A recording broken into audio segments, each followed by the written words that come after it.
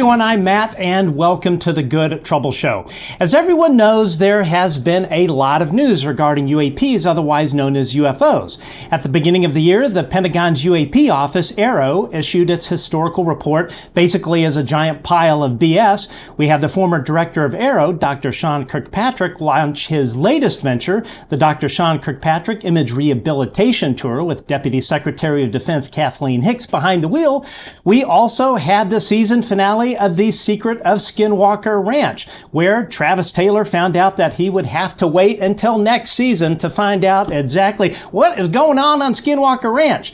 We also had the release of Lou Elizondo's book on UAP, Imminent, which hit the #1 spot on the New York Times bestsellers list, along with Lou's high-profile media appearances on shows such as CBS Mornings and, of course, The Good Trouble Show.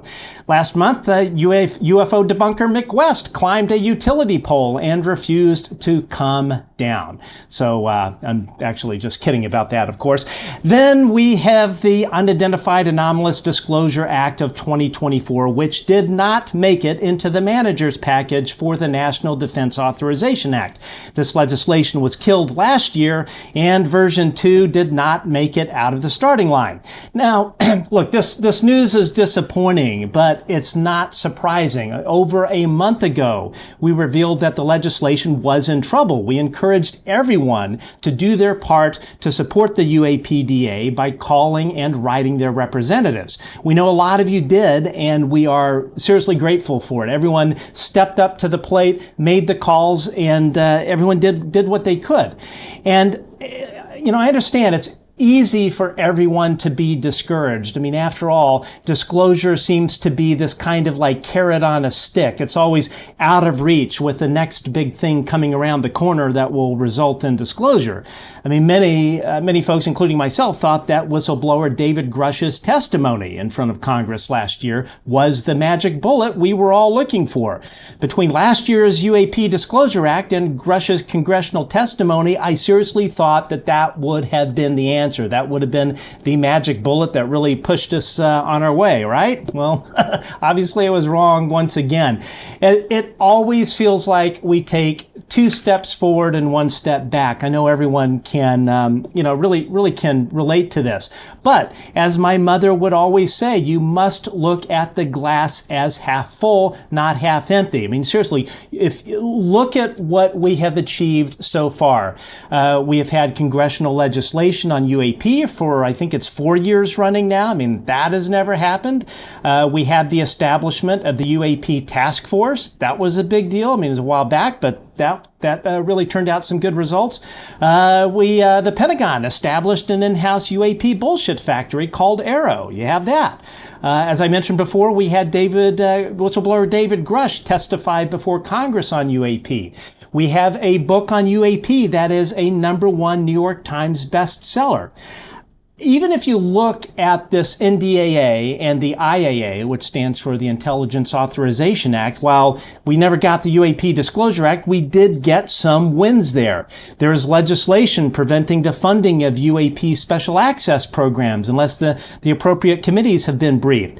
There are further enhancements to whistleblower protections. The General Accounting Office will audit AARO and find out that Dr. Sean Kirkpatrick was lying when he said he never spoke to David Grusch about UAPs, and hint, he spoke to Grusch a lot about it. So so far we've looked at the past, we've looked at the present, which has not been too fun the past few days. So what does the future hold? And this is where I think that there is a silver lining on all of this. We have 3 things. We have a UAP hearing chaired by Congresswoman Nancy Mace in November, and a Senate UAP hearing chaired by Senator Kirsten Gillibrand that will likely be around that same time frame. We also have something else that has fallen off the radar. So last spring, language for a House Select Committee on UAP was submitted to Republican Speaker of the House Mike Johnson. Now, since its submission, Speaker Johnson has sat on this proposal. He's been sitting on his hands with this whole thing. All he needs to do is submit it for a floor vote in the House, and boom, we may have the committee we are looking for. So more to come on that. But the bottom line is that, I mean, look, we all got knocked down. We're all very upset. We're hurt. We see this dysfunction in Congress. We see these gatekeepers in the Pentagon and the CIA and all those folks winning. We are angry and tired of the next thing always being around the corner and never materializing. But we cannot give up. Just because you lose a battle, it doesn't mean that you're not going to win the war. And if you really stop and think about it, this was never and is never going to be easy. If you think about it this way, for over 70 years, you've had members of the legacy crash retrieval and reverse engineering program absolutely perfect lying, disinformation, intimidation, and killing any efforts, be it by permanently silencing whistleblowers or any efforts in Congress. We must keep fighting. We cannot throw in the towel. We cannot let them win. So to put all this in perspective, we have really kind of come a long way if you think about it. And today we have researcher and author Graeme Rendall, who will be joining us shortly. But first, please hit the subscribe and thumbs up buttons on YouTube. Leave a comment and let us know what you think about this episode. You can also find us on X at Good Trouble Show and everywhere else at The Good Trouble Show. Also, if you want to donate, help keep the lights on, you can donate, you can make a donation on Patreon at www.patreon.com/The Good Trouble Show. You can also find us wherever you enjoy your podcast. So there's our Twitter handle, which is actually X at Good Trouble Show. You can also find us wherever you enjoy your podcast. Search for The Good Trouble Show with Matt Ford. And if you'd like to chip in, as always, we always appreciate any help you can give us on Patreon or just becoming a member on YouTube. So let's see. With that out of the way here, our today's guest is a researcher and author who has written 6 books on UAP to bring some perspective on how far we have come. As I mentioned, we have actually come quite a ways on the history of UAP and where we've been, where we are going. He's here to talk in particular about the World War II history of UAP, which I have admittedly know very little about. Please welcome Graeme Rendall. Graeme, here we go. How are you, sir? I'm fine, thanks, Matt. Excellent. Thanks for the invitation. That's great. Glad you're here. This is probably going to be one of our very last kind of live shows that we're going to do for a while. These things tend to be technically a little bit messy. Hey, so welcome. Thanks for joining us from across the pond. So before we get into the history of UAP, which is why we have you here, how discouraged are you with the defeat of the UAP Disclosure Act? How are you hanging in there? I'm not discouraged one little bit. If you look at the 80-year history of UFO sightings and reporting and attempts to try and get it in front of legislators and decision makers, really, this is just another little, sort of blip along that road to disclosure. If people thought that this was going to be easy, then they should be looking for something else to occupy their time with. For every step forward we have, there's always, somebody somewhere looking to put a potential roadblock in place. And as you said in your introduction, the people who have the secrets, hold the secrets and look after them, they're very good. They're very skilled in being able to put those roadblocks in place. Otherwise, if it had been easy, we would have had disclosure by now anyway. Right. Yeah. And it's tough because, as I mentioned earlier, it always kind of feels, and you'll even hear the debunkers say this, which they do kind of have a point. It's like, it's always something just around the corner that's gonna, be the magic bullet, and everyone gets their hopes up, and then we're disappointed. So it's not 2 steps back, or 2 steps forward, 2 steps back. I really think it's kind of 2 steps forward, 1 step back. But the important thing here is that we are moving forward. Would you agree? I would, yes. And also the debunkers have it easy because it is quite easy to poke holes in individual pieces of an argument.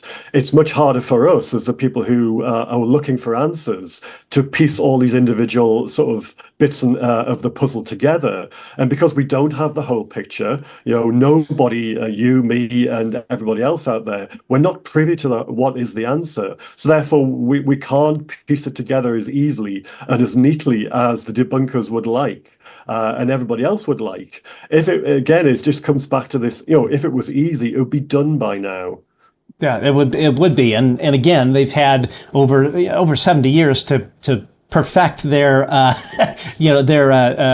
little game that they play. So were you surprised at all that the legislation did not move past square one, or did you think it would at least get to the House? Well, I'm not an expert on American politics and how the structure works, but I'm quite surprised that one person had enough influence to be able to block this. And I'm talking about Senator Rand Paul here. I believe he's a senator from Kentucky. Is that right? Yeah. So he's a senator from hell. I mean, you can possibly explain to me, because you must know more about this than I do. How can one person block this? What kind of pull does he have? What kind of pull does he exert on other people to be able to say, look, this is not a good idea? Yeah, to be honest, that level of detail as far as what goes on and it's literally behind closed doors, these negotiations for the manager's package. I'm not quite sure, but how I sort of understand it on a kind of basic level is it had to be a unanimous vote. In other words, if one person said no, then that was it. There was kind of, it wasn't like a majority rule or a consensus is how I understand it. So it's very, very unfortunate. And I think I found somewhere on Twitter, somebody had posted some stuff that Rand had said in the past that, he said this was all a bunch of hogwash and a waste of taxpayer money. So it's hard to say, but Graeme, how far do you think this really sets us back? I don't think it does, because inevitably, if you're wanting policy to be made, you'll find another way of doing it. So it is a question of trying to persuade people like that. If it is somebody who simply thinks, we could be spending taxpayers' money better, then you have to come up with a credible argument that actually sort of negates that thinking. You have to find other people who are prepared to argue their case more strongly.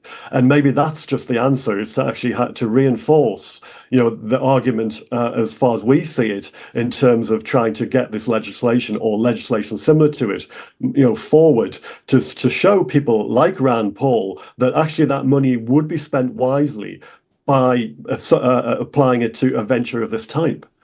Yeah. And the thing to consider as well, which is just ridiculous, is that this whole program would have cost around $20 million per year. $20 million is, it's absolutely nothing in the grand scheme of things in terms of our federal deficit, which of course is out of control. They gotta do something about that. I suspect it was more, probably more the case that this sort of intruded on some of Rand Paul's territory, so to speak, in terms of committees and whatnot. And Rand kind of strikes me as somebody that likes his power. He certainly likes to mow his lawn and piss off his neighbors and get into trouble for that. But I think that there was probably some things about it in terms of who would have power, and he wasn't going to have power with this, that I'm guessing could have been an issue. Although I say that, I would think that could have been negotiated during the reconciliation process. But yeah, as I mentioned at the top of the program, we have had it's either 4, maybe 5 years of legislation on UAPs. Has this ever happened in the past in terms of A, legislation being proposed, and B, it actually becoming law, like in the 60s, 70s, or 80s? Did this ever occur? So there was a famous case in Michigan in 1966, which led to the consultant to Project Blue Book, the third official United States Air Force UFO investigation program, coming up with an explanation called swamp gas for some sightings around a farm. And it's become notorious, this explanation that Dr. J. Allen Hynek came up with. And actually led to Gerald Ford, before he was president, suggesting that or advocating for congressional hearings. Obviously, we've had those recently, but in 1966, that was quite a step forward in ufology. Now, he never got those, but what did happen, and unfortunately, this is another case of kind of one step forward, two steps back analogy. It led to the Condon Committee. And if people who know the history about UFOs, that was Edward Condon's committee, which he already had preconceived ideas of what UFOs were, as in they didn't add up to anything. And he even told a group of people before the study was finalized that he didn't believe there was anything to it, but I'm not supposed to tell you that for another year. And this was the kind of mentality that they were up against back then, and to a certain extent now. So when the Condon Committee came up with its final recommendation, it was effectively, nothing to see here, move on in terms of UFOs. And that led to the cancellation of Blue Book at the end of 1969, first couple of months of 1970. So we've been here in terms of people asking for things and then it leading to things being shut down. But since 2017 and the release of those 3 videos by Lou Elizondo and Chris Mellon, we've seen a huge jump in what's possible, in terms of lawmakers being involved in the kind of study and even just discussion of UFOs. Never mind all the media exposure that the subject has managed to gain. It's fascinating. It's incredible. It's something that my sort of 20, 30-year-old self would never have envisaged, because there just didn't seem to be any kind of momentum back in the 60s, 70s, 80s that we have now. So everything that's happening at the moment is actually a plus. It's something that we couldn't envisage. So people who are saying, "Oh, this is terrible," we're not getting anywhere. You just have to look at what happened before 2017 and before, say, the end of 2020, when the first language about putting things into law came into effect for 2021. So yeah, huge step forward. Yes, okay, this is a minor setback, but that's all it is. Yeah, it definitely is. And as I mentioned as well, in November, we have the House hearing chaired by Congresswoman Nancy Mace, who is definitely an ally in this. Well, that's true, yes, because you remember all the information that came out after David Grusch, David Faber, and Ryan Graves appeared at the last hearing. And that did actually generate quite a lot of, not just publicity, but a lot of discussion, not just in the UFO community, but outside. And now we're going to have 2 hearings on the back of Lou Elizondo's book, Imminent.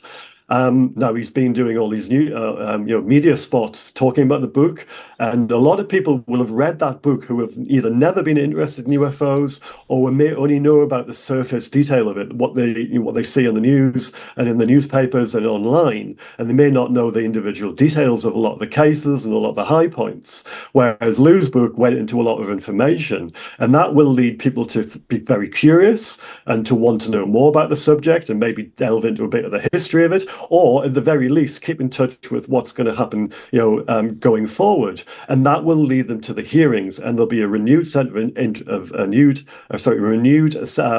of interest in the hearings, and hopefully that'll push, that'll get that momentum going so that we can have that conversation about language for the next round of agreements as to whether or not we get this kind of language in laws in the future. So yeah, I can only be positive about this. I can't see any negative from this whatsoever.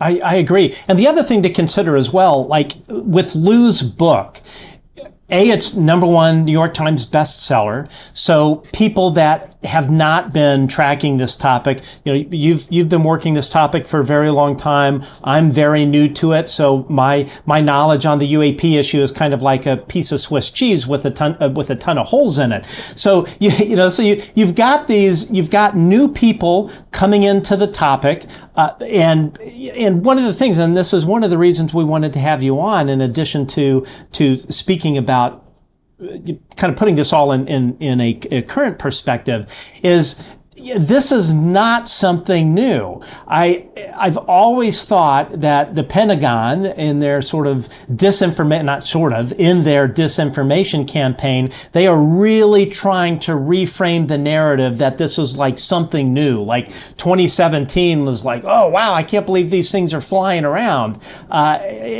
They're purposely, excuse me, in my view, they don't want to talk about the past, because I think that there is a lot of legal exposure for the United States government in a very large way. There is a lot of legal and criminal exposure for the U.S. government. There's a lot of legal and criminal exposure for the defense contractors. So they're trying to reframe this thing, I think, in a modern way. What are your thoughts on that?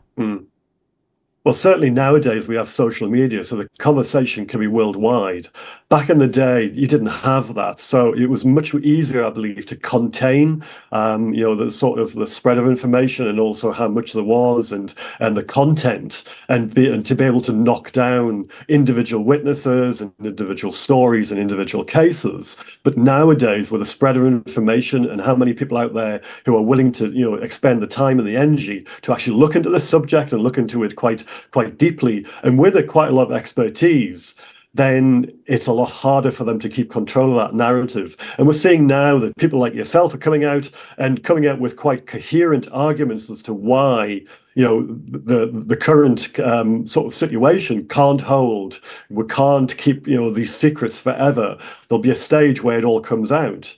And you're not alone in that, in terms of people who are coming fairly new to this topic, but are coming across really, really well with coherent arguments, and coming and actually getting people on to talk about it. Not just like me, but also people like Lou Elizondo, Chris Mellon, who you've spoke to, who are much better qualified in talking about current developments than I would ever be.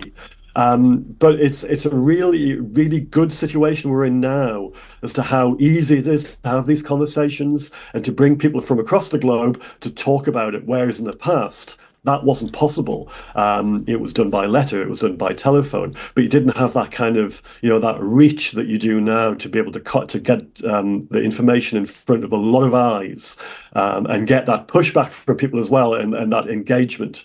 That just didn't happen. So I think the Pentagon had a bit of the US Air Force, etc., had a much more easier ride back in the day, because information just filtered through the newspapers, and the US Air Force basically controlled what kind of information they got anyway.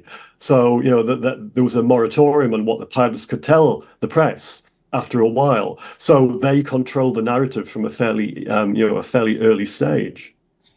Graeme, why do you think the U.S. Air Force has been, it seems, the most complicit in all of this? Like, we heard very early on that they were absolutely uncooperative with the congressional mandates. Why, versus like the Navy, which, how I understand it, has been much more forthcoming. Why is it always the Air Force? In your view, what is the reason behind that? It's one I can't really answer for it with any great certainty, but they've certainly been in the game for a long time. So the US Air Force officially got into the UFO business in 1947, when they did initial investigations as to whether or not there was actually something to look at. And that was through the summer and into the autumn of 47. And then at the end of that year, they came up with something called Project Sign, which was their first official investigation. That sort of dragged on for a year without any real kind of answer coming forward. There were some suggestions that it might have been something extraterrestrial in nature. That was battered back down by senior officers because there was no proof to support it, and they were all about the proof. And once that happened, it took the wind out of Sign's sails, to the point of, at the end of that year, it was renamed as Project Grusch. And its mission was effectively to try and prove that the phenomenon was Soviet in nature, or it was something domestic in nature, or there was something very tangible, and it wasn't as exotic as people would like to believe. And Grudge had no teeth. It had no staff. Effectively, it had no purpose because it went out of steam. It ran out of steam within a matter of months, by about a year. And after about a year, it had no staff. It wasn't really doing investigations, and it was moribund. And by 1952. A new director was brought in. It became Project Blue Book. It had a renewed sense of purpose. There was probably initially a kind of a drive to try and definitely find out what was happening, but that soon got knocked on its head with something called the Robertson Panel in 1953, which was a CIA-sponsored scientific study of what was going on. To see whether Blue Book was delivering, value for money effectively. So I guess you could see parallels with today about people who don't like to spend taxpayers' money on something which isn't effective. Now, the Robertson panel it came up with the conclusion that only if the public knew more facts about each individual case would they then determine there was nothing to it. It would just be stars, planets, flocks of seagulls, you name it, that kind of stuff. And the recommendation was just to educate the public about what they were misidentifying, if you like, and then everything would be great. Of course, that didn't happen, and Blue Book staggered on with a succession of new directors at the helm until 1969. And the ones that came along after the first one, Ruppelt, they were all more or less career officers who didn't really have a lot of investiture in the UFO topic. They were more concentrating on clear-up rates for cases, so it looked good to their superiors. And in one particular case, if there was any mention of a balloon anywhere in the case reporting and in the investigation, whether or not it had anything to do with the case or not, the person in charge should decide, right, it's a balloon and that's it. So that would clear up the case. Yeah. So you can see the kind of mentality that was at play during the late 1950s, and then that continued into the 60s, again with what I mentioned before about that infamous swamp gas episode. So the writing was on the wall for Blue Book long before it was finally kind of wrapped up at the end of 69. And they were just looking, I guess, for a way out that it didn't look as though they were pulling the plug on it. It was a way to try and get rid of it. And obviously when they had the Condon Committee, that gave them something completely on a plate just to say, right, we're not going to spend any more money on this. We're not getting anywhere. We've had a scientific investigation into it who have said there is nothing to UFOs. They can all be read as misidentifications, etc. The usual kind of spiel that we've heard decade after decade. And then, officially, the US Air Force were out of the UFO investigation business from the beginning of 1970. And I'm sure they were quite happy. The people who probably weren't privy to any kind of secrets or any special knowledge were probably perfectly happy not to be having to do this. But now they're being dragged back in. And if you remember the first round of the report that came it was June 2021, which talked about UAP. And there was some 300 odd cases and only one was identified. I believe in that document, there was a talk about the US Air Force kind of, not being fully engaged. And I guess that's where they're at. They've been pulled into this kind of kicking and screaming, if you like. And I'm sure there's still some kind of pushback from them because I guess they just don't want to be still involved. But the US Navy are a different matter. They've had a lot of cases since the early 2000s, so they are front and center in terms of what's happening with military encounters. But yes, the US Air Force goes back a long way. And actually, as we'll probably discuss in a little while, the precursor to the US Air Force, the US Army Air Force, a change in 1947 to the new name, they were investigating UFOs in early 1945. So yeah, it goes back a fair, quite some decades now.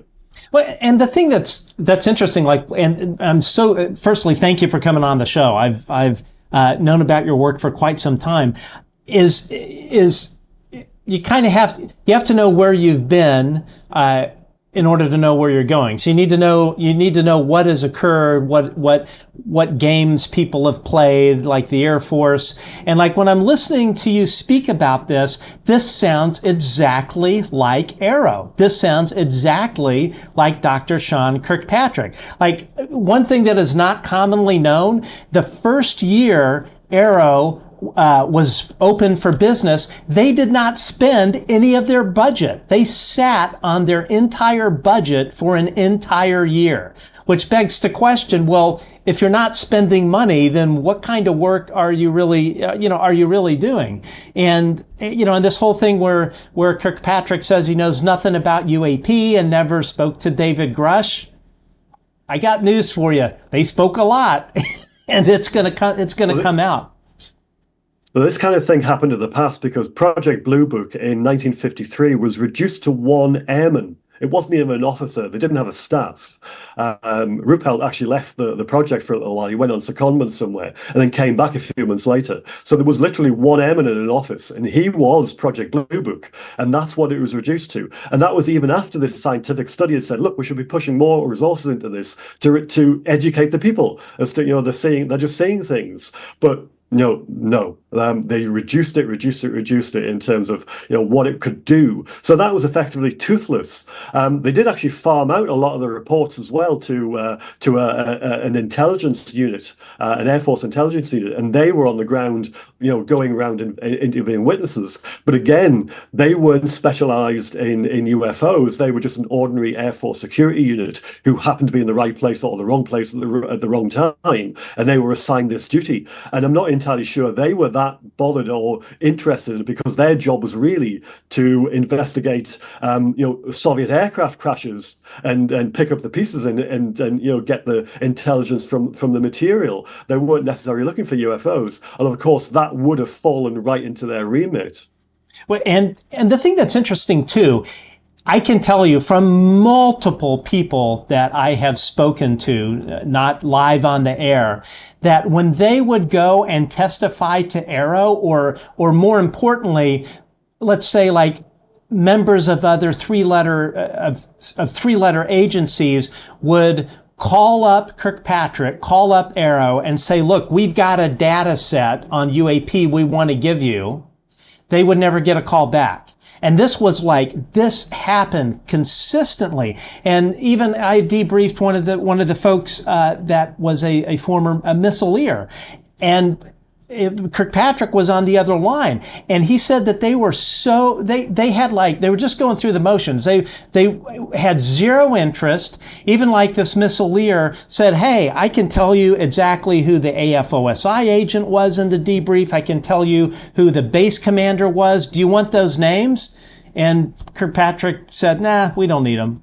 I mean, it goes to show you that Arrow is just this, as I've said, it's just kind of like this flypaper operation. It doesn't want to investigate. It has no teeth. It has no a special agent authority.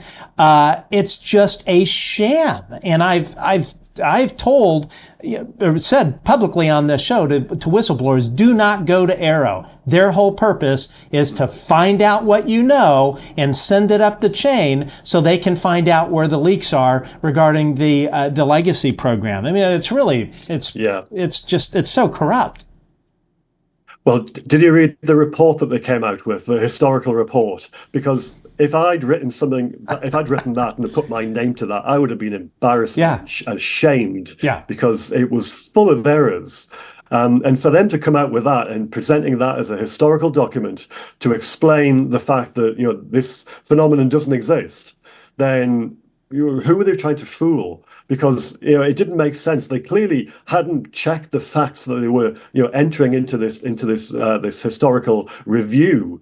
So if the basic things they're getting wrong, then how can you trust what kind of the level of accuracy that they apply to investigating whatever they have investigated? But go back to Blue Book, through its 1952 to 1969 existence. And they were getting a lot of information actually from witnesses and witnesses in the field, whether it was pilot witnesses or civilian.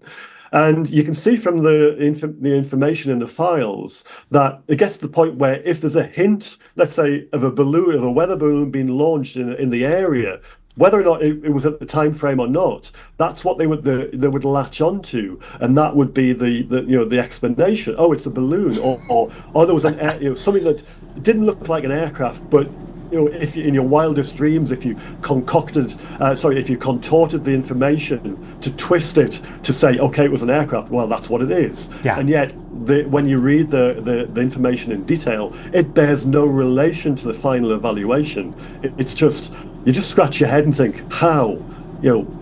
Where does this come from? But yeah, they found a different way to obfuscate and to delay and to basically just come up with a completely different answer than the one that stares you in the face. Well, and the thing I sometimes wonder too is I think that this topic can be difficult for people to digest. Like yourself, myself, we're obviously very open to what this may or may not be. I know, just speaking for myself, it's like I have no idea where this is from or what it is or anything like that. But sometimes I wonder that if psychologically some people that are not comfortable with this idea are more than happy to grab on to some like super overly simplistic explanation. I know, like I think it was the aerial school with the children. Mick West said, somebody was putting on a puppet show and they didn't see aliens. They actually saw a puppet show, which on its face is absolutely ridiculous. But I think there are probably a lot of people that are so bothered by this topic, it makes them uncomfortable. They're like, oh yeah, it was a puppet show, and that's kind of it. Do you think that some people just have a hard time really considering the implications if this is true? I think people nowadays generally don't have the time or even sometimes the inclination to dig beyond the headlines. So you get your news in, sort of sound bites nowadays. There's little in the way of, sort of thorough analysis and in-depth explanation of what's happening. You'll get the 30-second sound bite. You'll get maybe a couple of minutes on in terms of a package to explain a news item, but there'll be nothing beyond that. So if you want to ask questions or you want to dig below the headlines, you're absolutely screwed. Right. You're not going to get that. Yes, okay, there are long form documentaries out there, but who in the average kind of Joe Q public actually goes beyond the headlines to find those things out. You can pick 100 people in the street, and you might find one who has that kind of the nous to be able to go and do that. Whereas Sure. Everybody else just sees the headline in the newspaper or on their phone in terms of the news item article. And that's it, and that's what registers in their head. So if Arrow come up with with the headline that there is nothing to the UFO situation, then that's the headline people take away. That's the information that sort of gets lodged into their head. And people like Rand Paul might use that as that here's my justification for pushing back against possible legislation and saying it's a waste of money. Because Arrow, if you take them at their word, well, they've already said, there's nothing to it, and they're scientific experts, so they should know what they're talking about. But actually, if you bury, deeper into the story, that's when it becomes less certain that actually they know what they're talking about. But are people going to do that? Well, not necessarily. So they take experts at their word. And I've always said to people, don't take my word for things. And in my books, I put footnotes about where I get information from. So I encourage people to look beyond what I write, and I would hope that other people look beyond the headlines and the kind of the top bits of the story that they read and see on the news. It's that simple. You just have to dig a bit deeper. Yeah, I agree. And I think that, well, I don't think, I am 99.9% sure why. That is why Susan Go in the Pentagon Public Affairs Office, when the historical report came out, she gave exclusive access to CNN and a few others, but left out Ross Coulthard of News Nation, left out Christopher Sharp of Liberation Times. She purposely left out the people that would not carry her water. She left out the people that would not parrot their BS. And as you say, they knew they had these sound bites. They knew that that's exactly what CNN and these other folks would run with. And everybody would be like, there's nothing to see here. Their messaging is really quite clever in many ways, and continuing to use these sort of pejoratives of space aliens and UFO enthusiasts. All of these are kind of like code words that they use to sort of disparage the whole topic. But don't get me going. It's really pretty bad. But let's talk about the history of UAP. Now, as I mentioned earlier, with the release of Lou Elizondo's book Eminent, we have many newcomers who may be wondering, wow, is all of this new? And of course, the answer to this is no. It's been going on for quite some time. And I mentioned at the beginning of the program, you have put out several books on the UAP issue. And one of the things I like about the titles of your books is that it really lays out the history of it. And I want to put up some of the artwork here.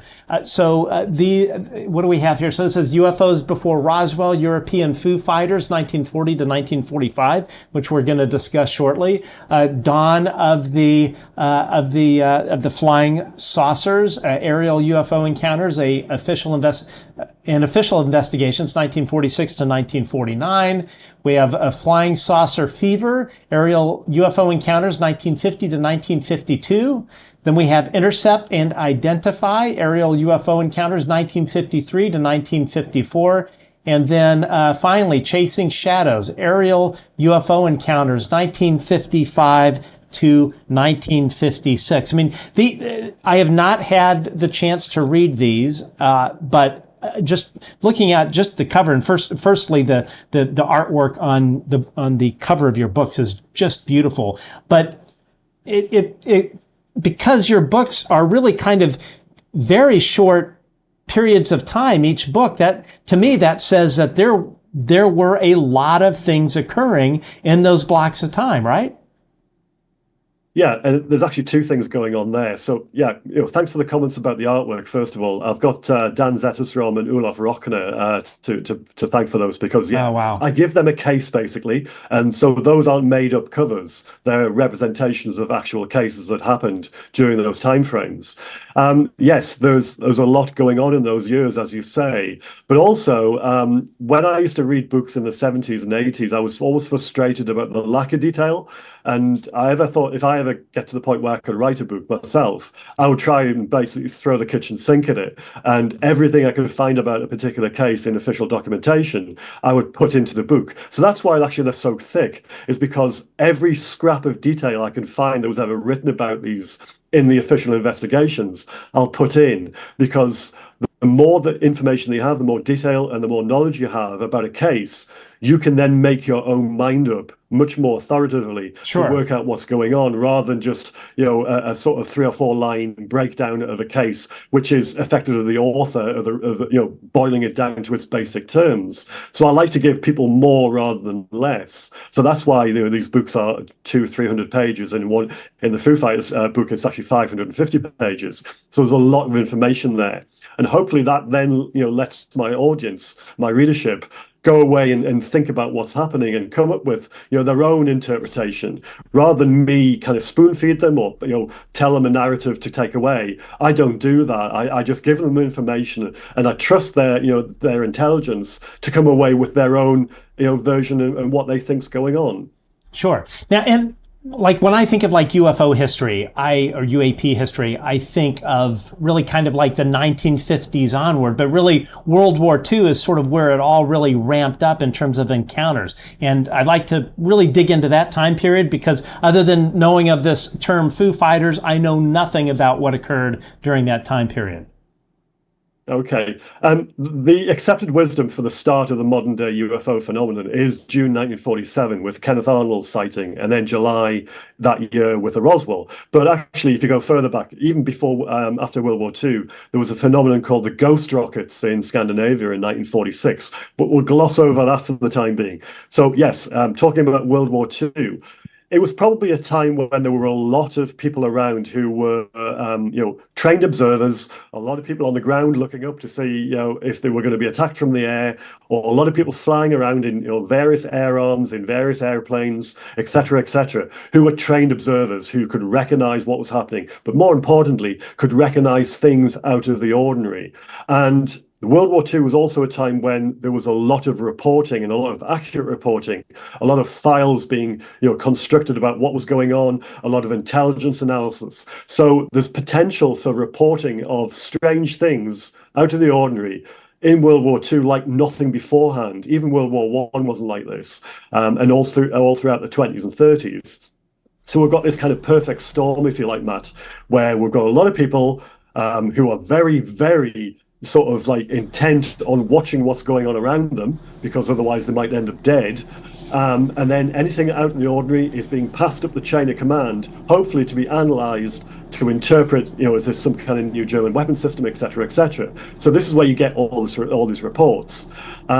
So for some years now, some of the things have been known, little bits of the puzzle. There have been certain cases, but only, a handful, maybe 20 or 30 different individual cases. And you mentioned the Foo Fighters, and that was actually a specific phenomenon which started, at least accepted wisdom, started in November 1944 in Europe and went through to the end of the war, whether that was in Europe or in the Pacific. But actually, people had seen things, what you would call the Foo Fighters, long before that in Europe as well, during the Second World War. So we've got this kind of phenomenon which doesn't just involve strange lights which follow bombers or other aircraft, but we've got things which are seen in daylight as well. So we've got huge torpedo-shaped objects, which nowadays you would probably class as something called a tic-tac. So there's that phrase, that kind of that shape again. But you have other shapes and sizes as well. So like modern day ufology, there's a whole sort of range of colors, shapes, sizes, different type of maneuverability going on in the war. So effectively it's like a microcosm of everything that came after it. And you've even got the reporting, you've got some limited analysis of what they're trying to make sense of what's going on back then. So and then we've also got a little bit of pushback right at the end of the war about them saying, oh, it's nothing to worry about. Effectively, it's things we already know about. So you can see the parallels from then to now. But also, interestingly enough, we have another parallel in so much as you'll be familiar with the 2004 Nimitz encounters about David Fravor and the FA-18 Super Hornet with a Tic Tac, that incident, and they're going round and round circles, the kind of dogfight, if you like. World War II had those type of encounters as well. And what's more, the UFOs were shot at. Wow. And are there records of these things being shot down and crashing? Not necessarily shot down, but actually being shot at, but to no effect. Okay. And when you say Foo Fighter, is that in today's parlance, would we call that an orb, or do we think it's kind of the same thing? It would just be a light in the sky, because obviously since the 40s we've had thousands of reports of people seeing strange lights in the sky that move around, that they can't discern any kind of shape behind them, but they're mystery lights. So whether it's pilots or police officers, housewives or school teachers, you name it, people who have seen these lights, this is the kind of thing that they saw in World War II. Except back in the war, they were literally following aircraft to the point of where the pilots couldn't shake them off their tails. So you can imagine the kind of anxiety and worry that would cause a pilot, because they would think that was a German fighter trying to shoot them down. But then when they couldn't shift them and these things weren't attacking them, then that must have been rather kind of frightening as well, because these things easily being able to to stick on somebody's tail, despite all the maneuvers they were trained to employ to try and shake an enemy combatant off their aircraft.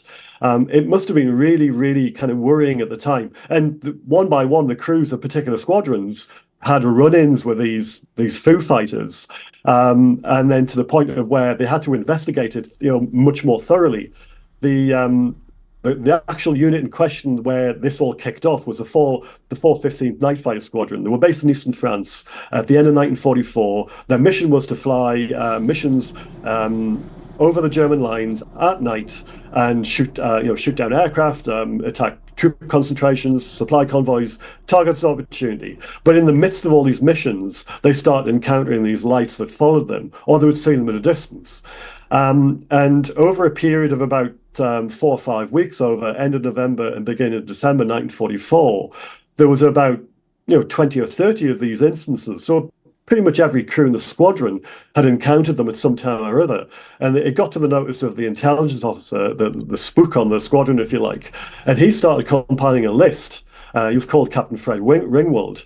And he passed this information up the chain of command because he didn't know what they were looking at either. And the crews were quite spooked. They were quite worried. They weren't sure what was going on. Some of them thought it was a new German secret weapon. Others just didn't know. But they were all quite worried that these things could, with impunity, just hang on their tail. And I mean, I could probably maybe share a couple of documents now, if that's all right with you. Yes, please. Let's see if I can share this for you. And you've got these there. I think that's coming. I'm not sure that's coming up yet. Yeah, I see two documents there. Initial kind of UFO investigations, if you like. Mm-hmm. So this Captain Ringwald passes information on to his immediate superiors at the wing level, and they don't know what they're looking at either. So they pass it further up the chain of command, and you can see this paper trail in the records. And the first document on the left there actually mentions the words Foo Fighters, because the crews, that's the words they're using. It comes from a cartoon strip, by the way, from back then. And they're calling them balls of fire as well. And that was a phrase that actually was used by bomber pilots months and before these things happened in November. And then it gets to the point where the wing headquarters don't know what they're looking at. So they again pass it up the next chain of command, and it goes to the Tactical Air Force level. Again, they're not sure either. And there's another document there on the right where you've got air staff of Supreme Headquarters Allied forces in Europe, and they're not sure either. Now, their tactic is to maybe throw some scientists at the problem, like what they're doing today with ARROW, I suppose, and see whether they can work it out, and also to pass it on to the British Air Ministry. And they sort of have a look at it, and they think, well, okay, we're not sure about that at all. And then really what they then do is the British Air Ministry look at it, and they come out with a quite startling, I suppose, a kind of answer in March 1945. And this is where I come back to, nothing to see here, move on, if you like, Matt. Right. So there's a letter on the left-hand side there, which is dated in March 1945. And after about a month and a half of study, they reckon it was a Messerschmitt 262 jet fighter, so a ball of light. No, it was a jet fighter, or it was a so-called flak rocket. The one on the right there is called Wasserfall, and it was an experimental surface-to-air missile that the Germans never perfected, never put into service. It was like a third of the size of a V2 rocket, and it was liquid-fueled as well. So none of these missiles ever went into production, but that didn't stop the Air Ministry saying, well, this is what they probably are. So it was, back in those days, they were still trying to work out what these objects were, these balls of light that were following the airplanes around, and they came up with a comfortable solution, one that basically fitted, managed to kind of answer the problem, even though it wasn't an answer in the first place, because with hindsight, we know these things could never have kind of acted in the way they did. So yeah, it's a real puzzler. Yeah, and indeed. So what are some other kind of interesting bits of information that you've put together that you'd like to share with the audience in that kind of like World War II timeframe? Okay, so I'll throw another one up, and this is actually, you can find these in the records as well. So this is from the end of 1942, and we have there's a Lancaster bomber crew flying over northern Italy, so that they're raiding an engine works in Turin. They're coming back from the raid, and they see this huge 200 to 300 foot long object, and it's torpedo shaped again, and it's got rows of lights along the side. Now, again, the automatic feeling, and you or me might think that was a Zeppelin, but the last Zeppelin was scrapped in 1940, so we know it couldn't have been one of those. And we also get these early kind of forms of stigma, if you like, because not only did the crew report it, and actually this report was taken seriously by not just their squadron commander, but the station commander, the airfield where they were based, and it was again passed up the chain of command. So we'll see another document, which I'll show in a second if I can just find it. Okay. There was another document where they actually it gets thrown up the chain of command up to bomber command headquarters. And they then look at it, and they don't know what they're looking at either. When it's forwarded on to headquarters, it mentions the crew refused to be shaken in their story in the face of the usual banter and ridicule. So there's kind of one of the first instances where there was this kind of stigma involved in reporting UFOs, because this is what this was. It was definitely a UFO, and they saw it twice during the mission as well. Now, unfortunately, the pilot died in 1947 in a motorcycle accident, so was never interviewed after the war. And as far as I'm aware, researchers, when they found this story, probably about 20, 25 years ago, maybe a few more years than that, it was too late because either the crew had died or it was too late to contact them for whatever reason. And some of the stories that appeared in the 50s and 60s, researchers back then never traced them up either. So we have other cases of a huge wingless object that followed a bomber over the Bay of Biscay in, again, November 1942. And this was an American bomber on an anti-submarine mission. The ball turret gunner wrote to a UFO investigator in 1955. And he gave information about this case. And he said that one of the crew members on board his aircraft actually took photographs of this thing, and that it was one perfect print, as he called it, and it was passed on to American air intelligence. So hopefully somewhere in the archives there's this picture of whatever this thing was. So you have these stories. Now, I mentioned before about some of these UFOs being shot at, and the wallpaper behind me is the cover of the Foo Fighters book that I wrote. But actually, it's an event from March 1942, and I've told this story a few times. But I love telling this about this case because It's so fascinating. A Polish crew bomber flying from England against a target in Germany. They're returning from the mission, so they're heading back home. They're flying over Holland. And suddenly the tail gunner shouts a warning over the intercom to the pilot, saying, "There's something coming behind us." And it turns out to be an amber-coloured or a bronze-coloured disc. And that's all they describe it as. And the pilot says, look, if it gets close enough, open fire at it, because, of course, they think it's an enemy night fighter or it's some kind of German weapon. And sure enough, the tail gunner with these four Browning machine guns opens fire at this thing. And each 10th bullet is a tracer round, so you can see where the bullets go at night in the dark. And he's watching the bullets go, and they go into this amber disc, and nothing happens. It's like they're absorbed into this disc.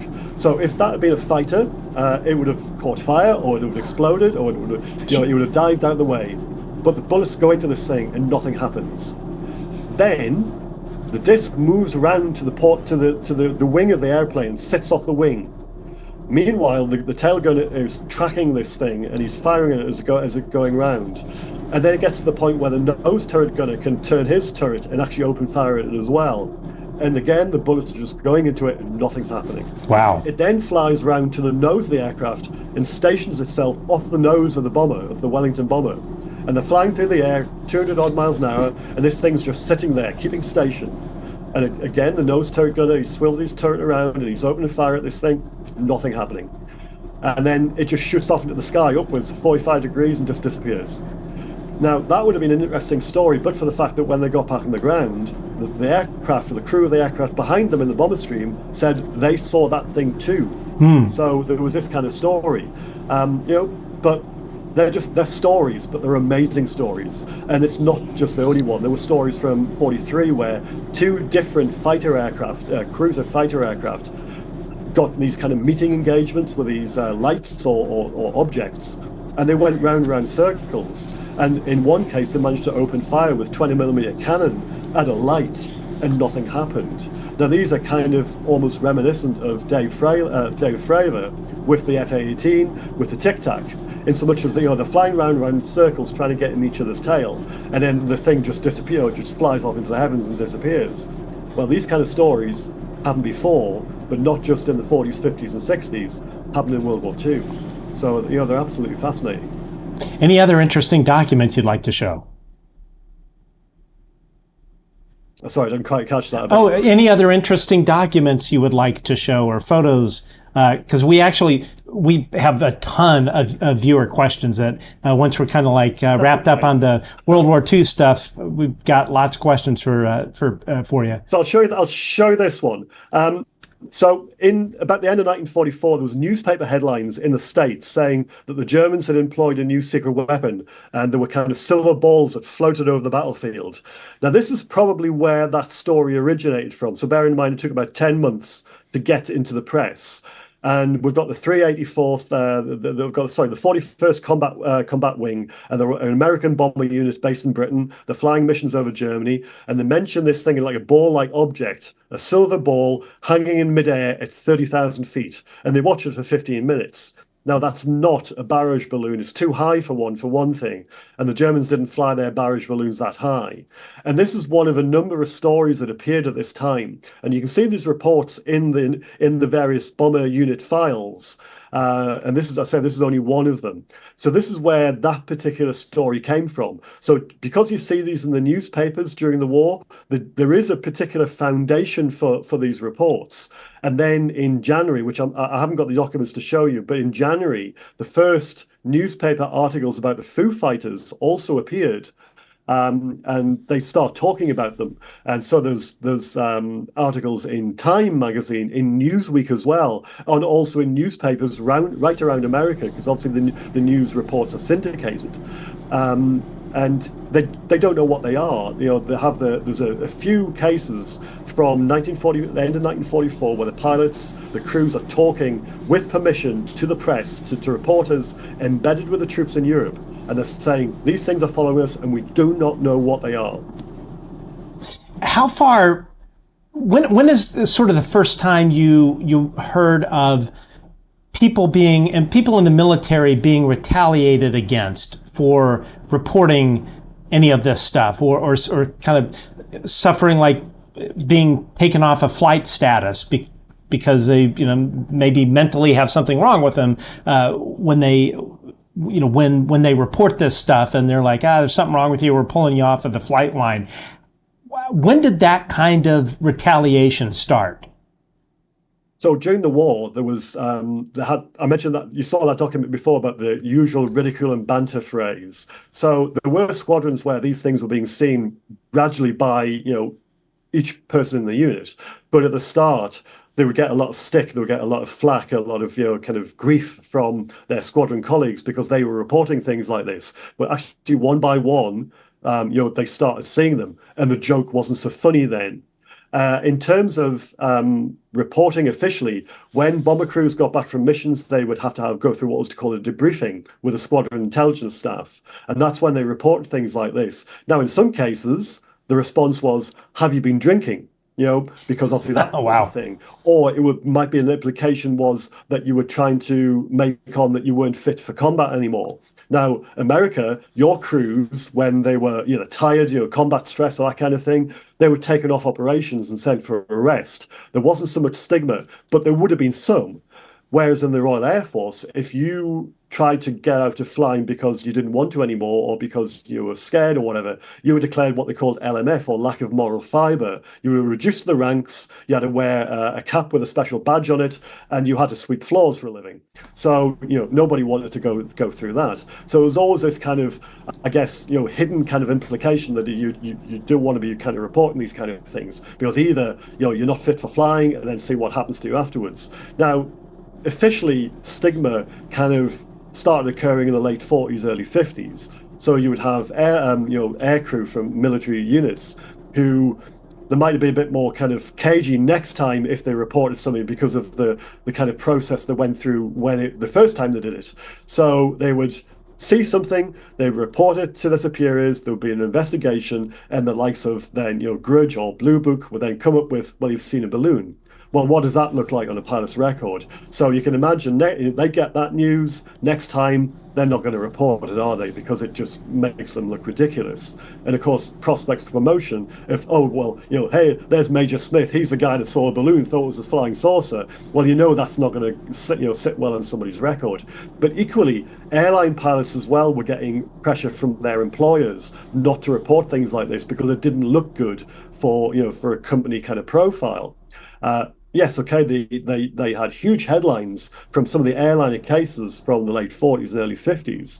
But you can see from a company point of view that they probably didn't want that kind of exposure, that potential ridicule. So there was a bit of a clamp down that way as well. And of course, the Air Force clamped down in the 1950s, in the early 1950s, with the reporting. So pilots couldn't speak directly to reporters anymore. They had to go through the chain of command. They had to get permission from the Air Force to talk to anybody outside about what was happening. So yeah, there was definitely a stigma, clamp down, all the rest of it happening.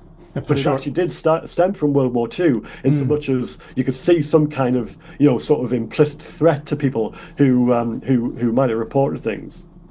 It's shameful when you hear about this stuff. It's the ultimate way of throwing our men and women who have served our countries, especially in armed conflict, of throwing them under the bus. And it continues to this day, and it's maddening. I would love to start going through some of these audience questions. There are quite a few here that I think are really good, if you're up for that. Yeah, please. Great. Okay. Yeah, so Sylvia Gauthier asks a question. The phenomenon is global. What will happen if another country goes ahead with full disclosure before the United States? That's an excellent question.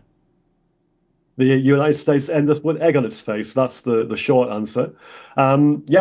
It would be wonderful, wouldn't it? But you never know where it would come from. Now, at the moment, the way the sort of the political situation is around the world and what's happening, would you trust Russia to come out with something? Would you trust China to come out with it? What happens if it was North Korea that came out with it?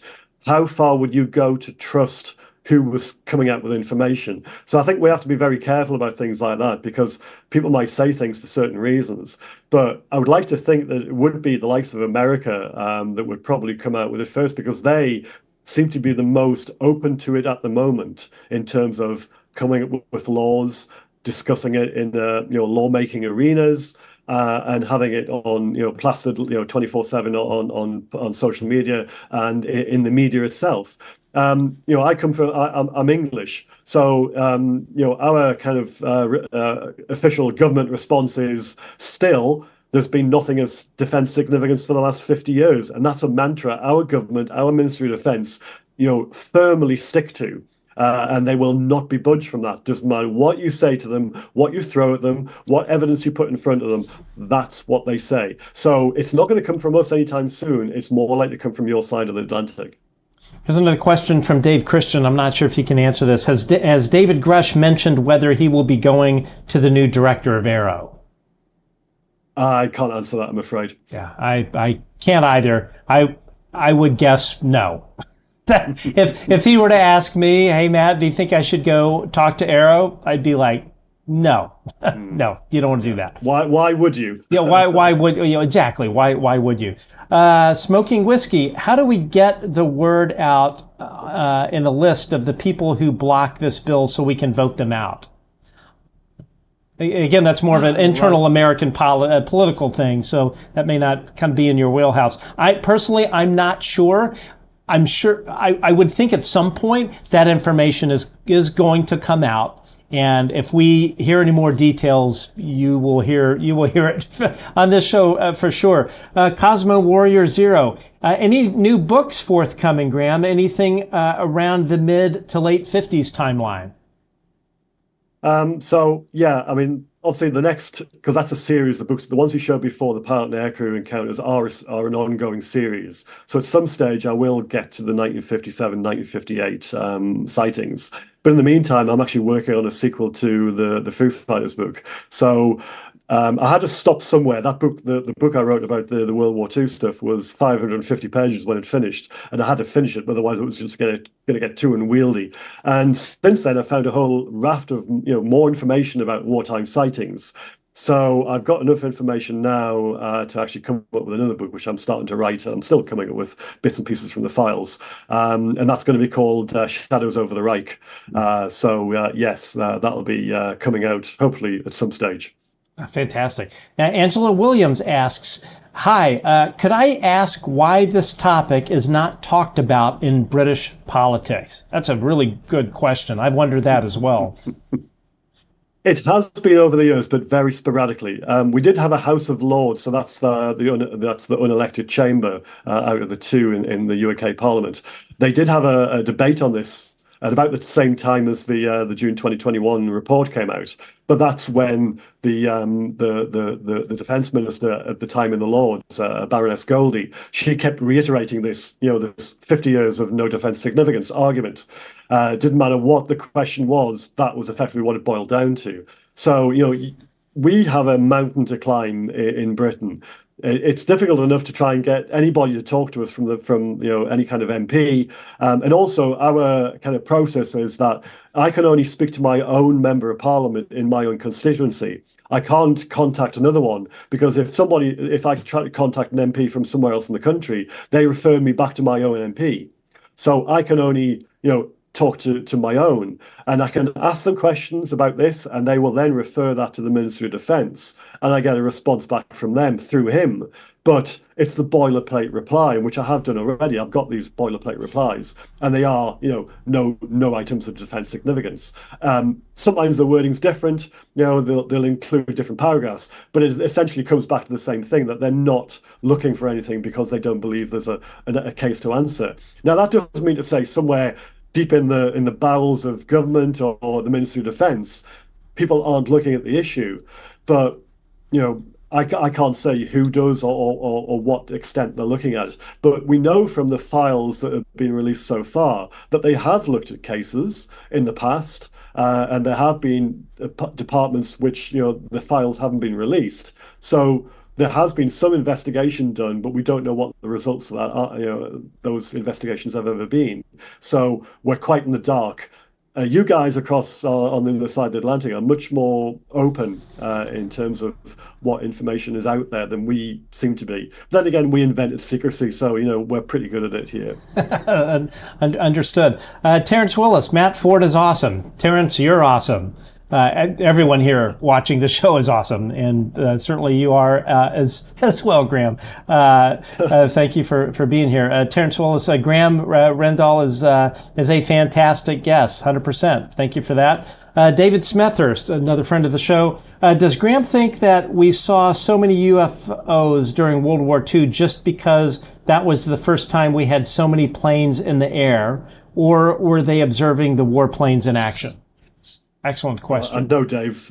Yeah, I know, Dave, and it is an excellent question. Yes, as I said, I think a bit earlier, it's because we had thousands, tens of thousands, hundreds of thousands of trained observers being very intent on looking in the skies, whether they were flying in the sky or whether they were looking up at it in case of potential air attack. So you've got all these people who are really, really good observers who will write down things that are completely out of the ordinary, will pass it on to people who will do something with that information. So we can trace these kind of sightings in some of the intelligence files. So it's not just in the squadron reports, let's say, of people seeing strange things. You can also see things in analysis in the air intelligence files, not just in Britain, but also in America from back then. Now, we don't get much in the way of answers, if anything, but at least we have some information to go on. And that's kind of the earliest point where we have a massive report, a massive detail with which to work on. And then of course, we get into the realms of more stuff during the tenure of Project Sign, Grusch, Blue Book, etc., right to the present day. But yeah, World War II was probably the first time we had all the pieces in place to be able to actually get some hard and fast information, hard and fast data on UFOs. Okay, Cosmo Warrior Zero. I love these screen names. They're always entertaining. How familiar is Graeme with the work of the late Leonard Stringfield? I am familiar with some of it. I've had a look through his newsletters. So he was the editor of something called Orbit back in the 1950s. It didn't last very long. I think it lasted about 4 years. He was an intelligence officer during World War II. He had his own UFO sighting in 1945 when he was one of the first American Army kind of units to actually fly into Japan and onto the mainland.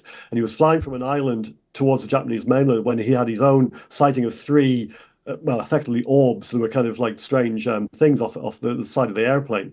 And there was some kind of mechanical problem with the airplane as well, I believe at the time, because the pilot said you might have to crash into the ocean, but nothing happened. They managed to get control of the aircraft again. But if you look at the front of Keith Chester's 2007 book Strange Company, which deals with wartime sightings as well, albeit on a much like smaller scale, then he actually has a visual representation of Len Stringfield's sighting from 1945 on the cover of the book.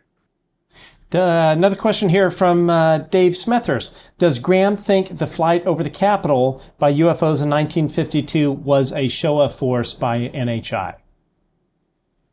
I don't know if it was a show of force, but it was certainly regarded as that by a lot of people, who have looked at it afterwards. It showed, if anything, that the US Air Force was completely impotent in the face of whatever was happening back then, because as soon as the jets, the interceptors managed to get on station over Washington, these things just melted away. And then when the jets returned to base because of the lack of fuel, these things came back. And at one time, one of the pilots said he had all these lights around him. So, if it was a show of force, then it was a very effective one. But it did show that the US Air Force couldn't combat this. They couldn't control their airspace. The thing that the US Air Force was designed to do to protect the US airspace, protect the capital, seat of government, couldn't do it. Yeah, and they can't do it today either. And they continue to lie about it. Paranormal Pixie, Graeme's research is top notch. I've read his books, and his attention to detail and information is, is bar none. Excuse me. Let's see. Tony D. Graeme is one of the best researchers ever. He knows his stuff. Love Graeme's work. You have a lot of fans out there, clearly. D-Rod, thank you very much for the super chat. Appreciate that. From D-Rod, have you or Graeme heard of rumors regarding JWST spotting a craft or incoming NHI object? What is JWST? The thing, the Webb Space Telescope. Yeah. That one. These stories have been kicking around for a while now. I'm not sure if you've come across them, Matt, but there's talk of like an object coming in our way.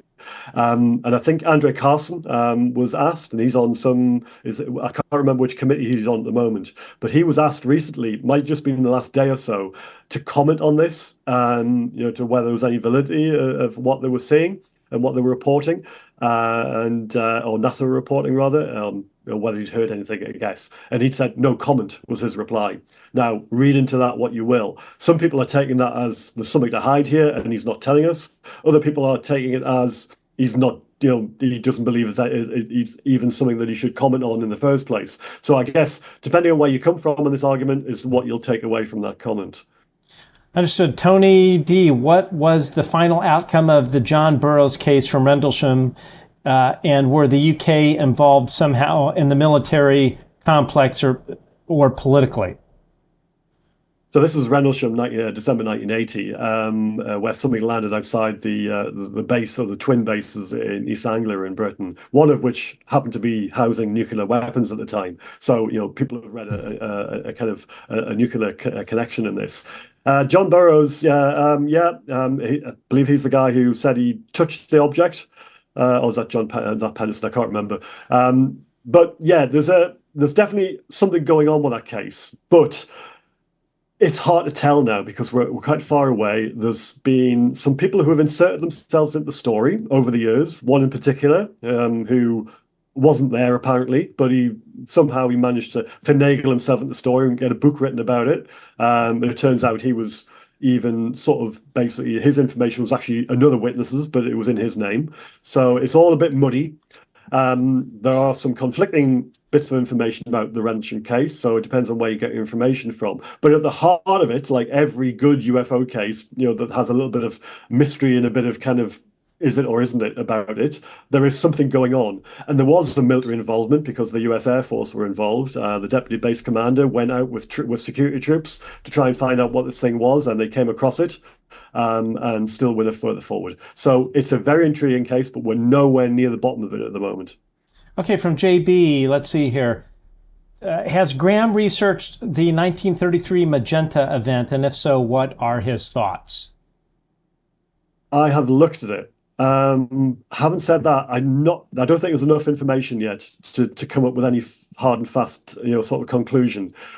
It's compelling.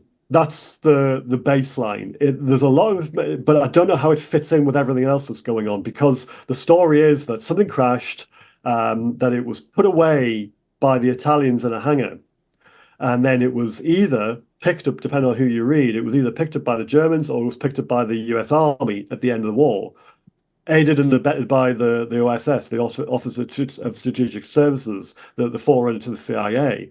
Now, I'm not entirely sure because I've not seen anything that actually proves any of this, and that would be lovely if there were documentation to back this up. But the story is wonderful, and it's been kicking around for a long time now. It's just recently it's had a bit more prominence. And it turns out that there are telegrams which are associated with this, which were written at the time. And there's been an expert in Italy apparently that's had a look at it, and he reckons that the stuff's authentic. Now, I would like to see a bit more kind of other people looking at it, just so you can get that kind of best out of three, if you like. That you get more than just one person who might have been somebody who the people who were pushing the story paid or had influence over to come up with a determination that they wanted. I don't know whether that's the case or not, but I would like to see more than one expert have a look at it just to make sure, because the more the merrier. But if that's the case, then why did it sit in a hangar for ages? What happened to it afterwards? It's hard to try and reconcile it with the rest of the other things that went on back then. But that's not to say it didn't happen. It's only some of the other reporting around this in terms of aircraft that were the Italian Air Force aircraft that were sent up to try and intercept one of these things that was seen at about the same time. Some of the speeds of the report for how fast the aircraft could go to try and chase it don't add up in the reporting. So there are a few things that don't quite mesh, but other things I can't say one way or another that didn't happen. So at the moment, this is a bit of a cop-out, but I'll sit on the fence because actually at the moment I just don't know. And if you look into enough cases over the years, you get to the point where you only get so far, and then you can't get any further. So you just have to wait for more information to come along. You might have an idea in your head that there's something to it, but you can't say 100% that that's definitely accurate. You need more information, but that's also not to say that it didn't happen either. Understood. Paranormal Pixie says, cheers to Matt for always bringing on the knowledgeable guests and pushing the needle forward. Thank you very much for that. Bradley has a question. Has Graeme ever heard of the now beloved British Queen Elizabeth II attending a contact event in 1969 at a safe distance? No, I haven't. The only royal connection I'm aware of from the Queen is, it's Prince Philip. He had a real interest in UFOs, in so much as that he'd asked that copies of files that the RAF got and the British Air Ministry got would be passed to him for him to look at. So there was definitely a royal connection with UFOs back then, but I'm not aware of the Queen being present even at a safe distance from any contactee event. That's not to say it might have happened. I don't know, but I'm not aware of it. Awesome. Yeah, I have no idea either, obviously. You hear the stuff about, I think it was Eisenhower that may have had a meeting, but I have no idea, and not sure how you would ever find that out. So what do you got coming up next, and how can people follow your work?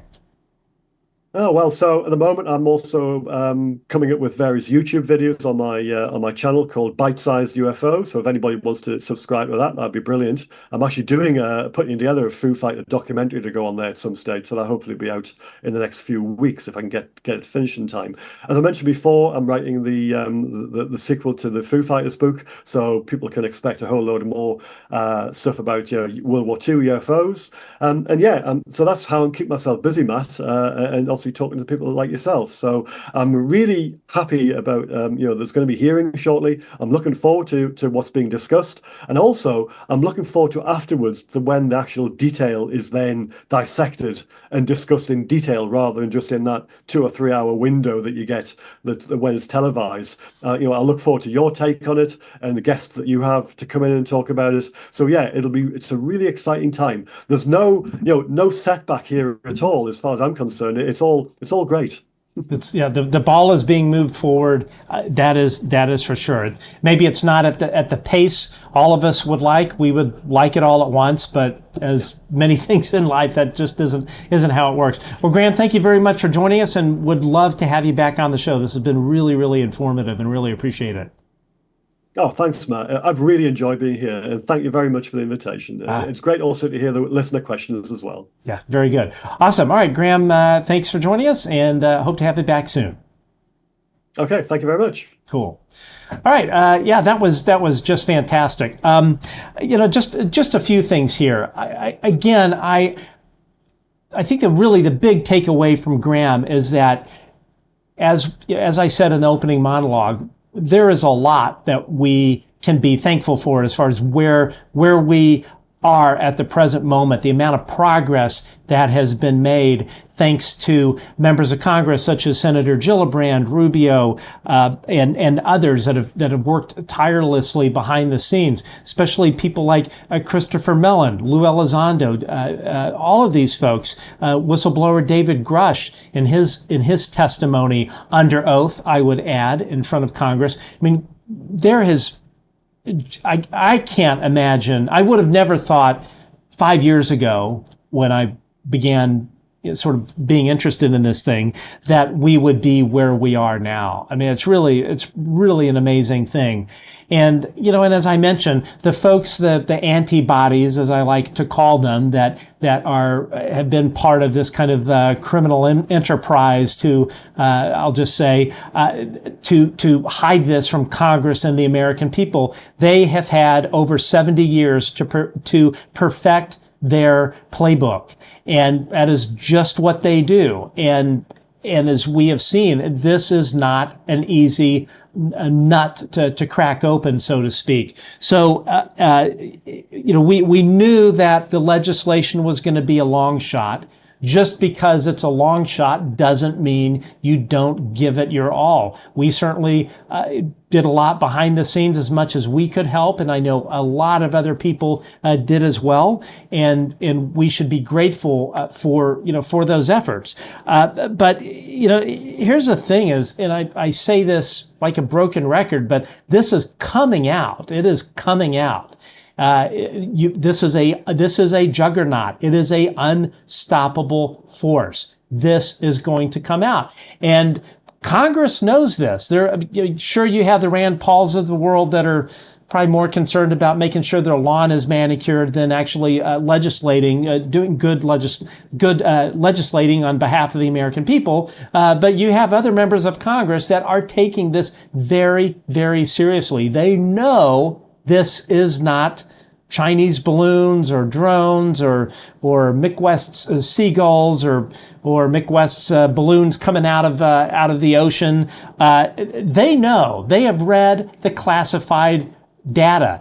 There are members of Congress that have been briefed in a skiff by people who are first-hand witnesses. This has happened. It continues to happen.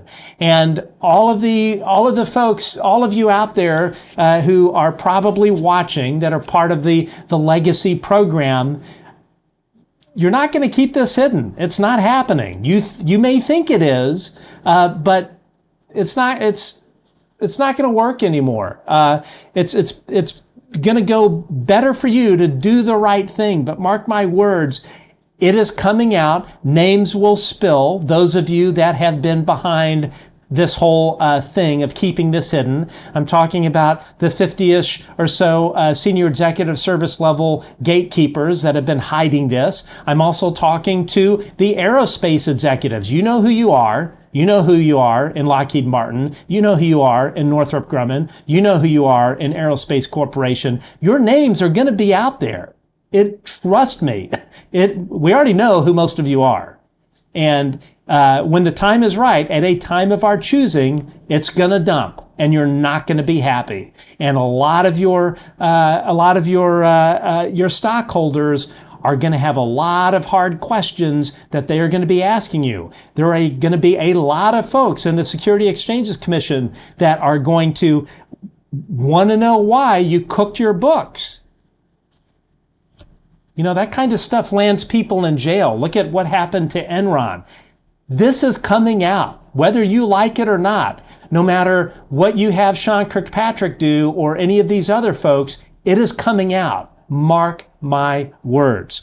I also want to talk about AARO for a second. So I had a conversation with Christopher Mellon probably 3-4 days ago, and he had a very long meeting with the new head of AARO, and he feels good about it. I trust Chris's take on this. I trust his intuition. He's been at this for way longer than I certainly have, or probably many of the people watching the show. But what I will say, and this is where I think the proof is going to be in the pudding. As I mentioned, the first year AARO was open, they did not spend their budget. That tells you right there there's something fishy going on. I also mentioned at the beginning of the program that people from other 3-letter agencies that had censored data related to UAPs called up Kirkpatrick or some of his other people and say, hey, we're sitting on this treasure trove of data. They would leave a voicemail, on their classified phone system, or they would send an email. Would they ever hear back from Kirkpatrick? No. They at least back when AARO was running under Kirkpatrick's leadership, they were not interested in data. They didn't want to know what people had to say. They were going through the motions. It was a sham. That's all it was. AARO was a sham. Now, I know I'm painting AARO with a broad brush, and I don't mean to do that. What I'm really talking about with AARO is I'm talking about the leadership. I know that there are good men and women that are the worker bees, so to speak, in AARO that really do want to do the right thing. But when you have a highly corrupt director that is doing what he's told by people up the chain, which is to lie about this to members of Congress, it's just not going to result in anything useful.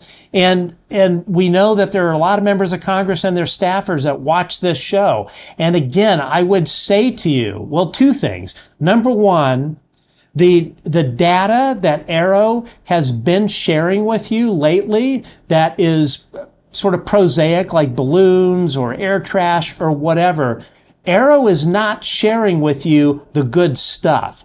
They have troves of stuff as good as the Tic Tac, if not better, corroborated by multiple censor platforms that they are not telling you in Congress. They're not telling you this. They're not sharing this information. Why? Because they want you to think that there is nothing to this. They want you in Congress to stop digging. You cannot trust what AARO is telling you. All of you in Congress and the staffers, you cannot trust what AARO is telling you. It is a giant bullshit factory. It was designed that way from the onset. It was designed that way by Kathy Hicks. That was their reaction to Gillibrand trying to stand something up. They put their thing up in a panic, this AOI MSG thing. The other thing, all of you in Congress that are watching this show, what I would say to you is that there is if you back up and you look at AARO's behavior in conjunction with the behavior of the Department of Defense Inspector General, there is a overall game plan that I think is very, very clear to message in a roundabout way to all potential whistleblowers, do not come in and do it. They do not want to hear from whistleblowers. Now, at the surface, they may be saying, oh yeah, come on in, tell us what you know. But that is not what AARO wants. That is not what the Inspector General wants, the Department of Defense Inspector General. In a previous show, I also referenced the Intelligence Community Inspector General. I was wrong about that. The problem is in the DoD IG. The message that they are sending is if you come in, if you're a whistleblower and you come and you talk to AARO or you talk to the Department of Defense Inspector General, they're going to throw you under the bus. If you're the DoD IG, members of Congress, the DoD IG has leaked privileged legal information from whistleblowers who have filed PPD-19s. Let me say that again to members of Congress. The Department of Defense Inspector General has leaked on multiple occasions, leaked information, privileged legal testimony and information from government whistleblowers who are protected under this presidential protected disclosure, PPD-19s. They have leaked it.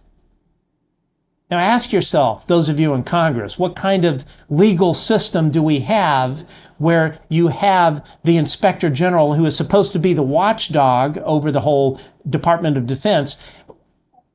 They're not doing it. It's like asking the fox to guard the hen house. They're saying, yeah, come on in, come talk to us.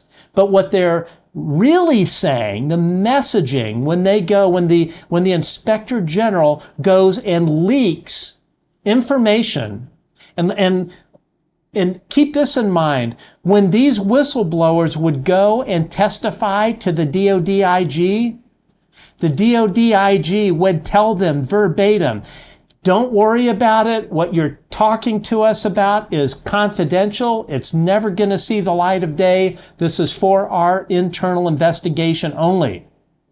The DoD IG was lying to these whistleblowers. They were lying to these whistleblowers. And how do we know that? Because the DoD IG turned around and leaked the information to the press. So, members of Congress, the staffers that watch this show, if it were me and I had the authority to do it, Nancy Mace, if you're watching this program, I would bring the DoD IGs in front of Congress, but the caveat, you have to do it under oath. You have to do it under the threat of perjury. So if they perjure themselves, there are legal ramifications. But mark my words, this is what they're doing. This is the game that they are playing to message to whistleblowers, do not come in. Members of Congress, this is what they are doing to discourage the men and women that serve this country from blowing the whistle. You have the exact same thing with AARO. It is a pattern. It is a coordinated pattern of behavior. Sean Kirkpatrick just had another op-ed or interview, I don't know what you want to call it, in the Los Angeles Times. I think it was the day before, the day of this legislation being shot down. But here you have the former director of AARO, who's not, by the way, no longer working for the DoD. He's working for the Department of Energy.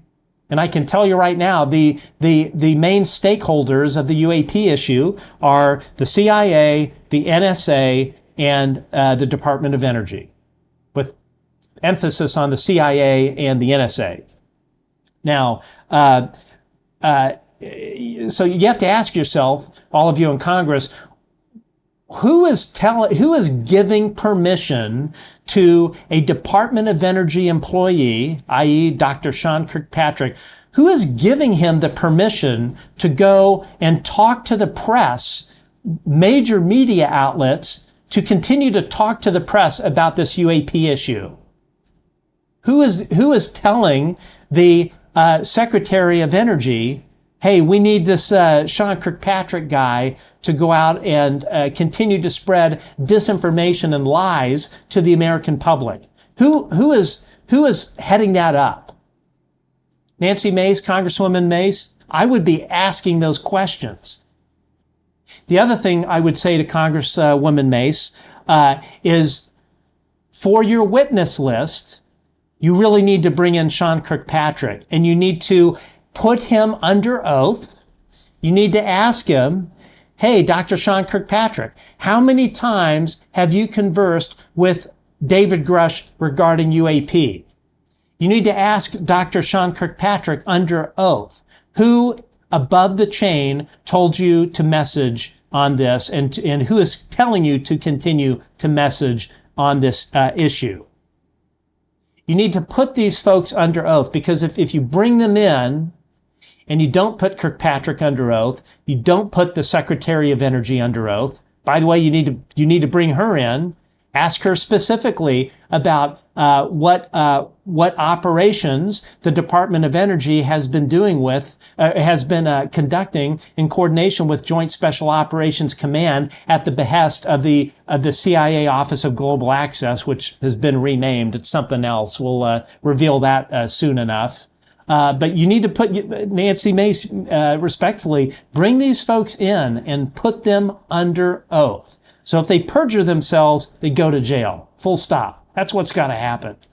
Bring in whoever is the head of the Office of Global Access. I don't know who that is. And again, it's called something else. I'll reveal that shortly. You need to bring in the head of CIA DS&T, the Director of Science and Technology, and ask them specifically about their crash recovery operations that they're tasking to OGA that go off to JSOC. You also need to bring these folks in under oath and ask them how they decide what crash retrievals actually get tasked to the private aerospace corporations. That was one thing we were not able to figure out. But these are all the kind of illegal things, members of Congress, that they are running, that they are doing that are flying in the face, giving you the middle finger, so to speak, when you're supposed to be having oversight over the executive branch. That's a constitutionally mandated duty of all of you in Congress. You have power, constitutionally mandated power of oversight of the executive branch. Because I can tell you, the executive branch is running amok. It doesn't matter if it's Democrat or Republican. This is what has been going on time and time again. Now, my final message would be to the former presidents. When this comes out, and it is going to come out, and it's going to come out in probably somewhat short order, all of these American presidents, and from what I understand, pretty much all of them were read into specific program names.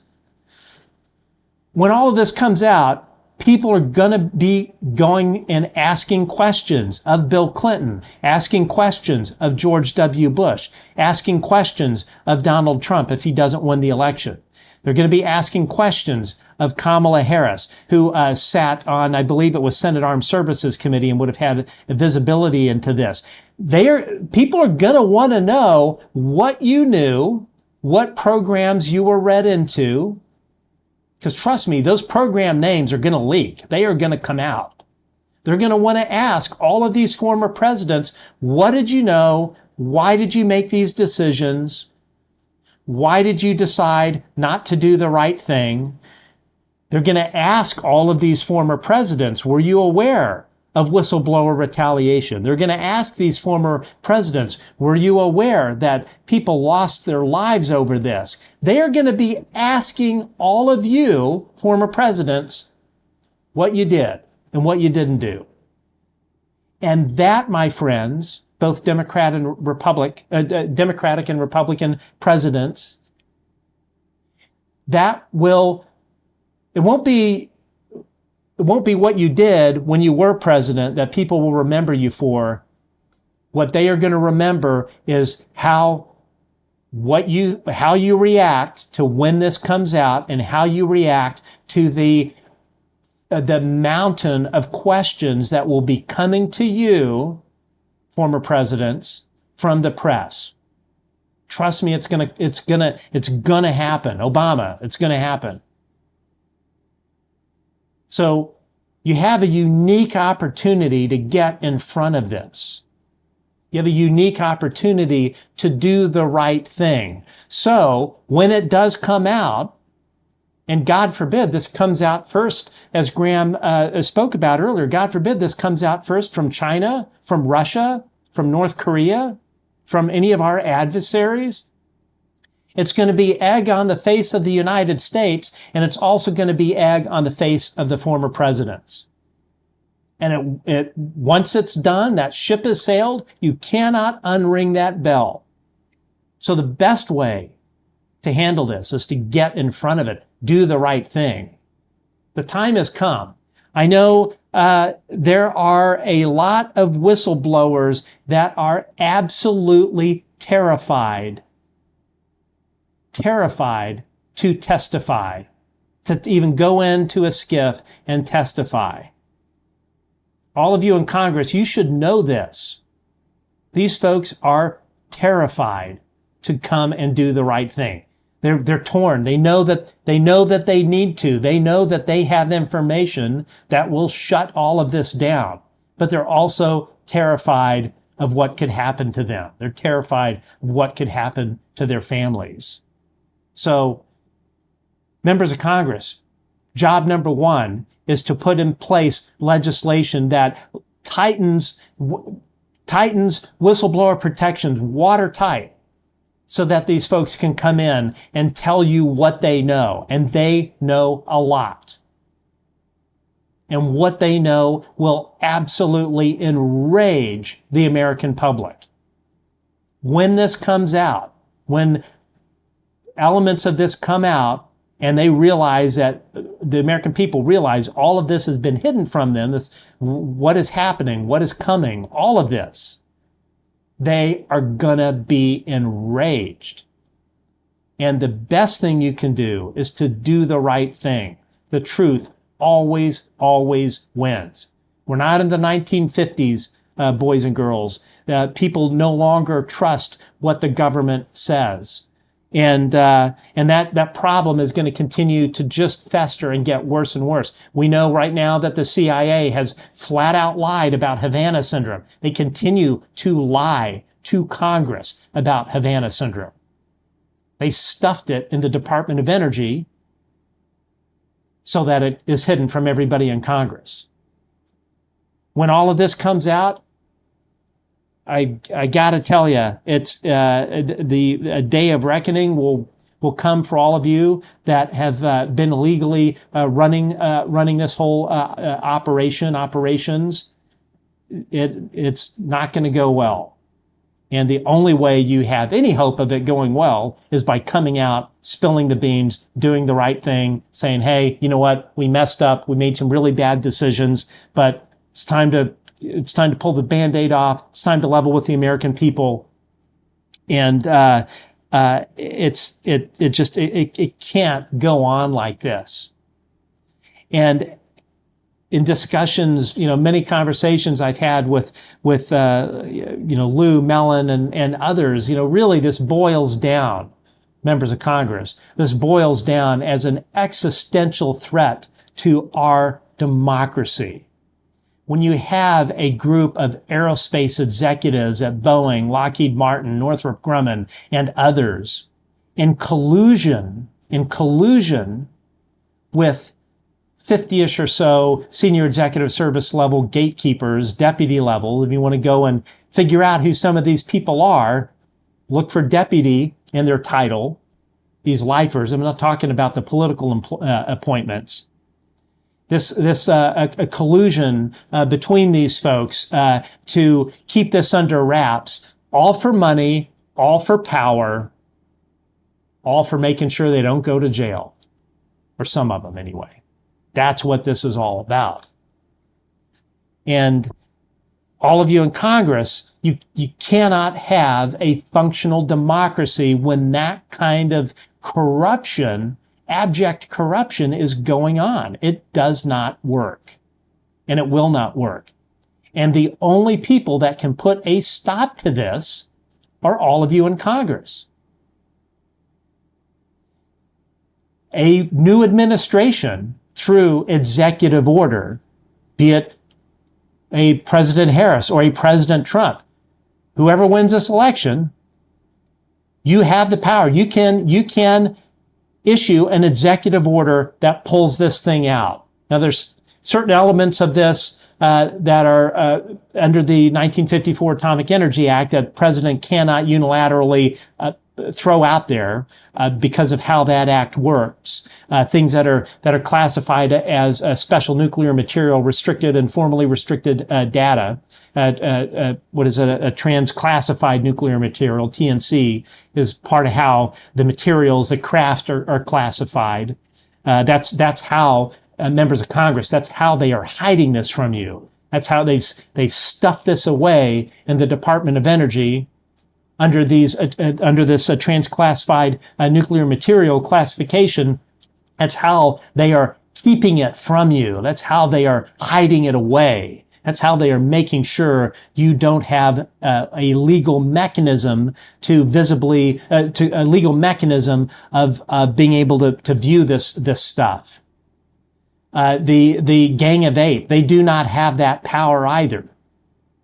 Gang of Eight is strictly related to sort of secret special operations overseas. They do not have visibility into CR, into the legacy program. And it is, this has to change. It cannot keep going on this way. When you have these things that are stuffed into the Department of Energy under the 1954 Atomic Energy Act, which, oh, by the way, that information also falls under the Espionage Act. So members of Congress, you may ask yourself, well, why hasn't this stuff leaked out? Why haven't people on the crash recovery or the reverse engineering programs, why haven't they leaked? I'll tell you why. Because these folks get calls once a year or so that reminds them, oh, by the way, this information is protected under the Espionage Act. So if you leak it, you know what the penalty for that is? It's death. Some of these folks receive anonymous phone calls reminding them of their security oath and reminding them, oh, by the way, you know, if you decide to talk, some bad things can happen to your family. So Nancy Mace and all of you in Congress that are waking up to this, this isn't the kind of country we should be living in when people are threatened like that. When you have a Pentagon, an Air Force, a Department of Energy, a national security agency, when you have them operating like it's just a gang, a criminal gang, like the mafia, a modern day mafia. Members of Congress, this is what is going on. That is the level of corruption that is happening right underneath your noses. Unfortunately, they have found these legal loopholes to hide it, but it's going on. And I know all of you in Congress, doesn't matter if you're a Republican or Democrat, you love this country. I'm a Democrat. We all have different ideas as to how things should run in our country. But on both sides of the aisle, we all equally care for this country.